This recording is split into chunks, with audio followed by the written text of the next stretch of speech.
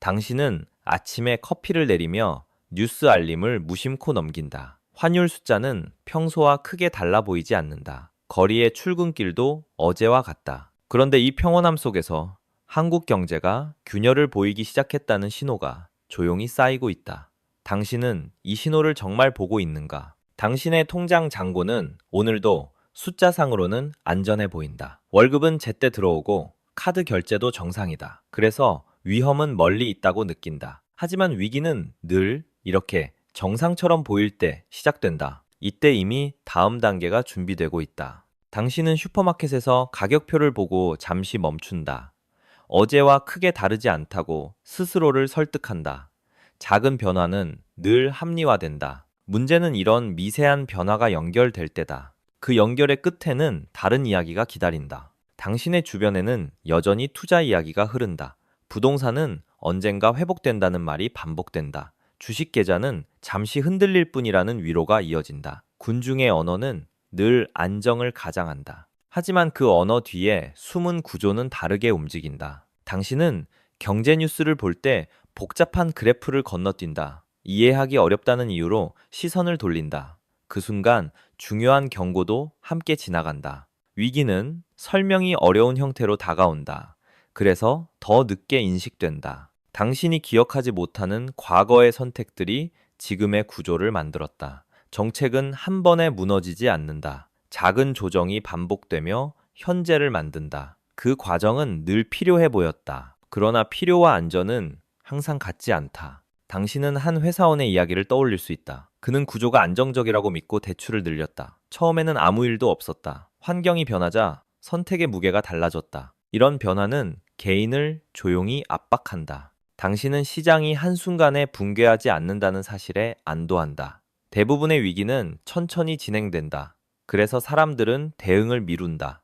지연은 종종 손실을 키운다. 이 패턴은 반복되어 왔다. 당신에게 필요한 것은 공포가 아니다. 관찰이다. 무엇이 평소와 다른지 보는 것이다. 작은 어긋남을 기록하는 것이다. 이 관찰이 다음 위험을 드러낸다. 당신은 아직 선택의 시간을 가지고 있다. 부정도, 낙관도 모두 쉬운 길이다. 그러나 준비는 가장 조용한 선택이다. 이 이야기는 이제 막 시작되었다. 다음 장면에서 더 분명한 신호가 드러난다. 당신은 왜 지금 이 경고가 나오는지 궁금해진다. 경제는 항상 위험을 품고 있었기 때문이다. 그러나 특정한 시점에는 신호들이 동시에 움직인다. 지금이 바로 그런 시점처럼 보인다. 이 겹침이 의미하는 바는 아직 드러나지 않았다. 당신이 느끼는 물가의 압박은 단순한 기분 문제가 아니다. 비용은 천천히 오르고 소득은 그 속도를 따라가지 못한다. 이 간극은 처음에는 불편함으로만 느껴진다. 그러나 시간이 지나면 선택을 제한한다. 선택의 감소는 다음 단계를 부른다. 당신은 금리가 뉴스에서 언급될 때 대수롭지 않게 넘긴다. 기준금리는 숫자 하나처럼 보인다. 하지만 이 숫자는 모든 계약의 무게를 바꾼다. 특히 빚 위에 세워진 구조에서 그렇다. 이 구조는 이미 팽팽해져 있다. 당신은 한 자영업자의 사례를 떠올릴 수 있다. 그는 매출이 조금 줄었을 뿐이라고 말한다. 임대료와 이자는 여전히 감당 가능해 보인다. 하지만 여유는 사라지고 있다. 여유의 소멸은 위기의 초기 신호다. 당신은 금융시장이 왜 민감해졌는지 질문하게 된다. 유동성은 줄어들고 위험 선호는 낮아진다. 이는 갑작스러운 변화가 아니다. 여러 해에 걸친 방향 전환의 결과다. 그 방향은 되돌리기 어렵다. 당신은 과거의 위기 장면을 떠올린다. 당시에도 처음에는 모두가 괜찮다고 말했다. 문제는 언제나 한 부문에서 시작되었다. 그리고 다른 부문으로 옮겨갔다. 이 전이는 늘 예상보다 조용했다. 당신의 연금 계좌와 보험 상품도 이 환경에서 영향을 받는다. 수익률은 약속이 아니라 결과다. 환경이 바뀌면 결과도 달라진다. 많은 사람들은 이 사실을 늦게 체감한다.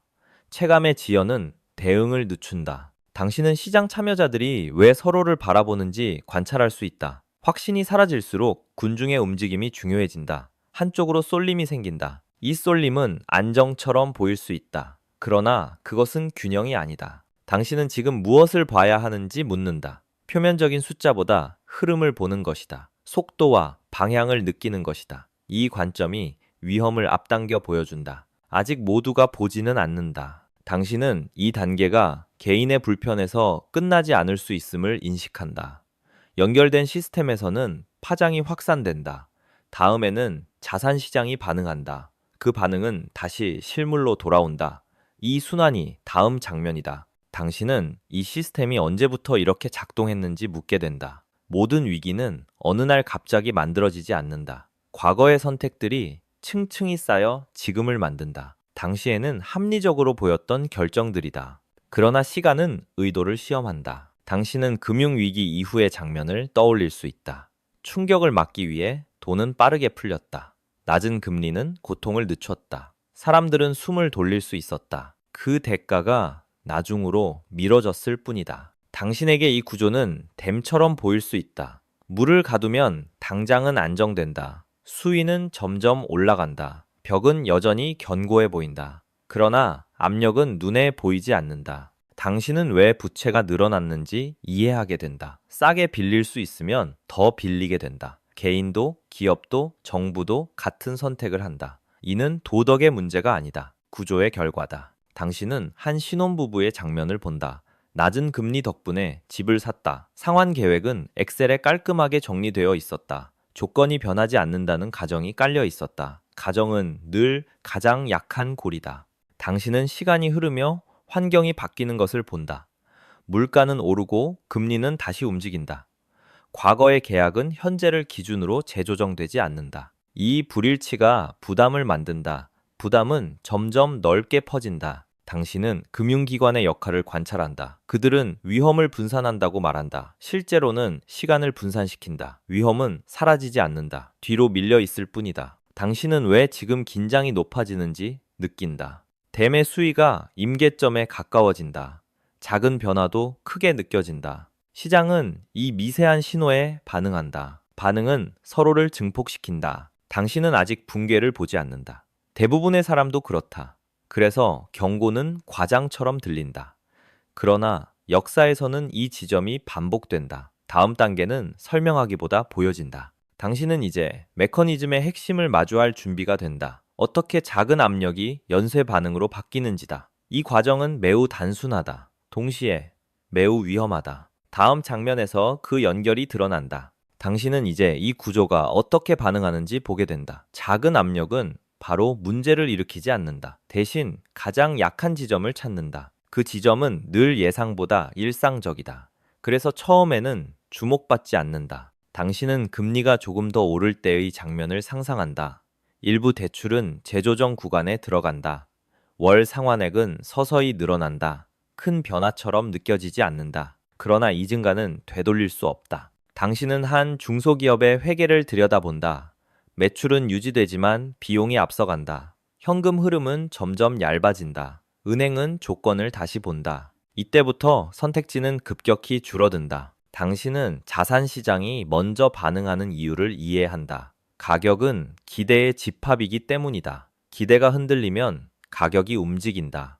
움직임은 빠르지만 소음처럼 보인다. 이 소음이 신호다. 당신은 부동산 거래가 줄어드는 장면을 본다. 가격이 바로 무너지지는 않는다. 대신 멈춘다. 거래의 정지는 불안을 키운다. 불안은 평가 방식을 바꾼다. 당신은 금융기관이 위험을 줄이려는 움직임을 관찰한다.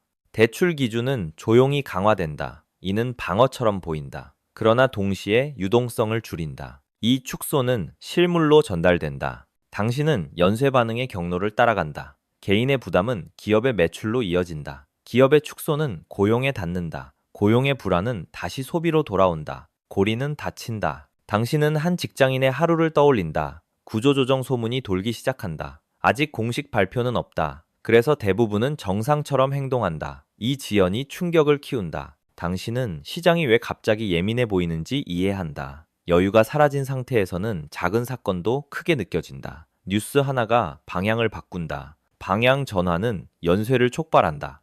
이때 속도가 빨라진다. 당신은 이제 개인과 시장을 넘어 시스템을 본다. 연결된 고리들은 동시에 긴장한다.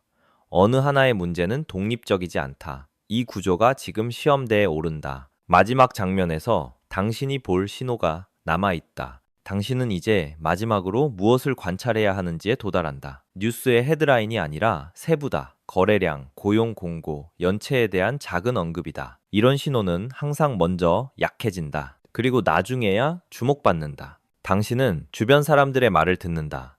아직은 괜찮다는 말이 반복된다. 회복을 믿고 싶어 하는 심리가 느껴진다. 이 희망은 인간적이다. 동시에 위험을 늦춘다. 당신은 포트폴리오라는 단어를 떠올린다. 그것은 숫자의 집합이 아니다. 미래에 대한 가정의 묶음이다. 가정이 흔들리면 구성도 달라진다. 이 변화는 서서히 진행된다. 당신은 현금 흐름이라는 개념을 다시 본다. 수익보다 흐름이 중요해지는 시점이다. 지연은 치명적일 수 있다.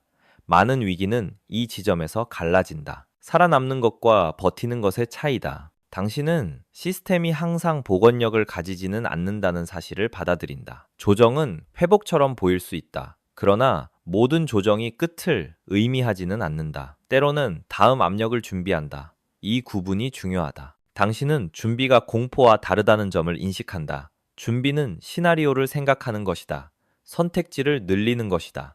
아무 일도 없을 가능성도 포함한다. 그래서 조용하다. 당신은 한 노년 부부의 모습을 떠올린다. 그들은 위험을 이해하지 못했지만 생활비의 변화를 느꼈다. 작은 불안이 행동을 바꿨다. 소비는 줄고 저축은 늘었다. 이 미세한 변화가 시장을 움직인다. 당신은 결국 집단 심리가 시스템에 미치는 영향을 본다. 개인의 합리적 선택이 모이면 다른 결과를 만든다. 이것이 거시의 역설이다. 그래서 예측은 늘 어렵다. 대신 관찰이 남는다. 당신은 지금 당장 결론을 내릴 필요가 없다는 점을 안다. 시장은 서서히 드러난다. 신호는 반복된다. 듣는 사람만 반응한다. 당신의 역할은 그 범주에 들어가는 것이다. 당신은 이 이야기가 붕괴의 선언이 아님을 이해한다. 이것은 대비와 부정의 갈림길이다. 대부분은 정상으로 돌아가길 기다린다. 소수는 구조를 본다. 선택은 늘 조용히 이루어진다.